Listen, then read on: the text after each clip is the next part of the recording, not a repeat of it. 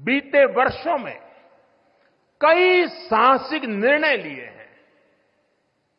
सेना द्वारा किए गए जरूरी रिफॉर्म्स का एक उदाहरण अग्निपथ स्कीम भी है।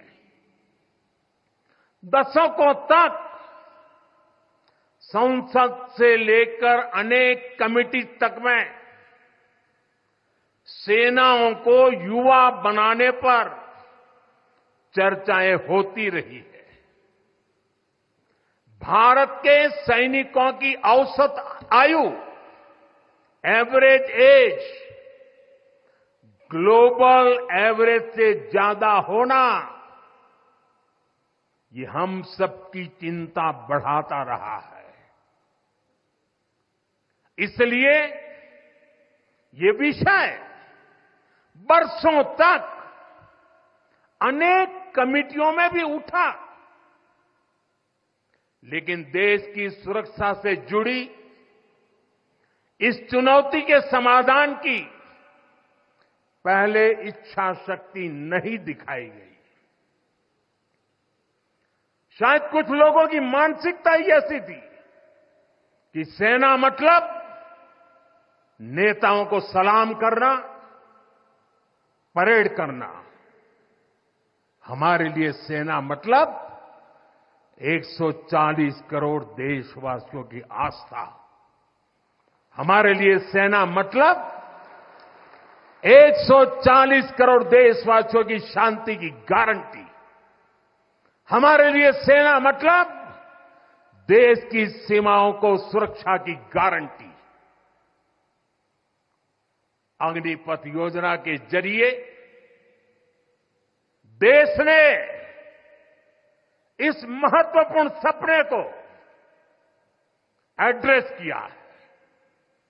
अग्निपथ का लक्ष्य सेनाओं को युवा बनाना है।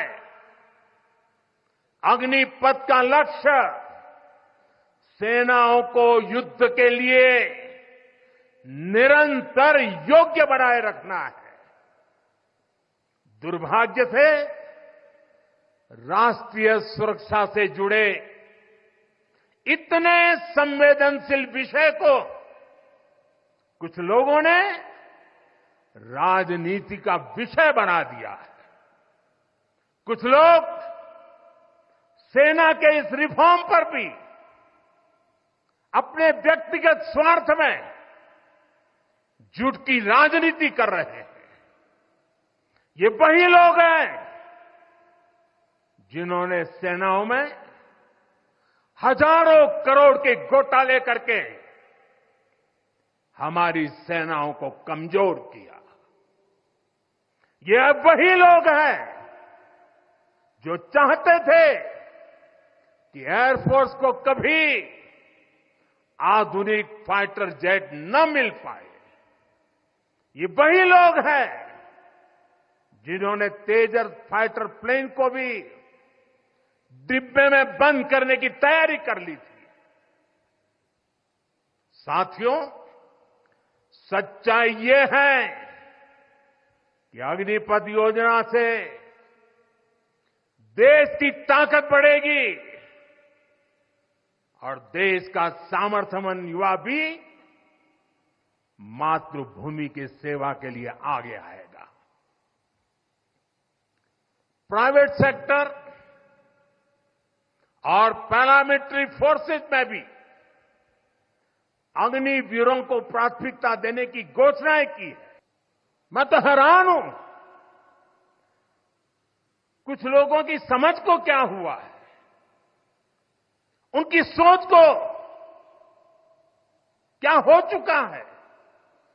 ऐसा भ्रम फैला रहे हैं कि सरकार पेंशन के पैसे बचाने के लिए ये योजना लेकर आई है।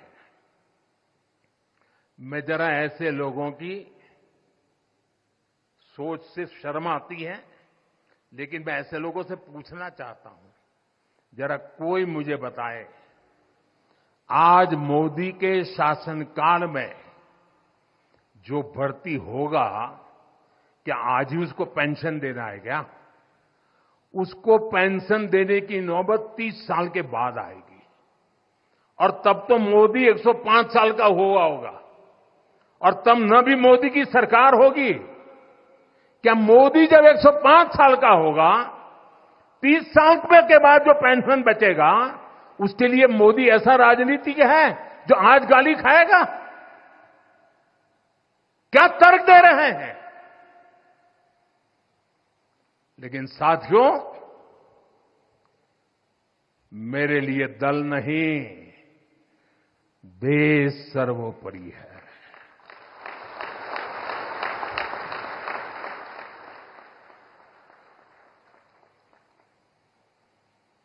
और साथियों, मैं आज गर्व से कहना चाहता हूं, सेनाओं द्वारा लिए गए इस फैसले का हमने सम्मान किया है।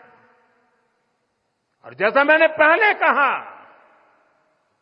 हम राजनीति के लिए नहीं, राष्ट्र नीति के लिए काम करते हैं। हमारे लिए राष्ट्र की सुरक्षा सर्वोपरि है। हमारे लिए 140 करोड़ की शांति ये सबसे पहले है। साथियों,